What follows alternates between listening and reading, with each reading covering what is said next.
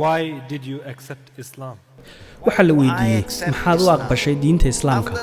maxaad u aqbashay diinta islaamka markan ogaaday xaqiiqada islaamka maxaanan ugu biirayn islaamka islaamku waa runta ama xaqiiqada waa habnololeed iyo waxyi rabbaani ah waa acmaal waa maangal ama waa macquul waa mid waafaqsan caqliga waa jawaabta wax kasta oo dhib ah oo aynu la noolnahay adduunka islaamku waa adduunkaaga maanta iyo aakhiradaada berri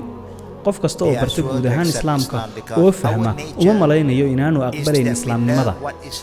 waa xaqiiq inay aqbalayaan islaamka maxaa yeelay dabiiciyan waynu jecelnahay saxnaanta waxaynu jecelnahay wanaagga mar kasta oo ay xumaanta islaamka ay ka sheegaan waa mar kasta oo bulshadu ay si qurux badan uu islaamka ugu muuqdo waxaanu leenahay walaalo badan oo yidhi waad mahadsan tahay master bushka ameerikow isaga awgii islaamku waxau helay faham iyo jacayl maxaa yeelay waxa ay weerareen islaamka dadkuna waxa ay bilaabeen inay wax badan ka ogaadaan diinta islaamka waxaanay heleen xaqiiqada nafahooda waa ilaahay hayna xifdiyo ilaahay hayna ilaaliyo waa taas sababta aan islaamka u qaatay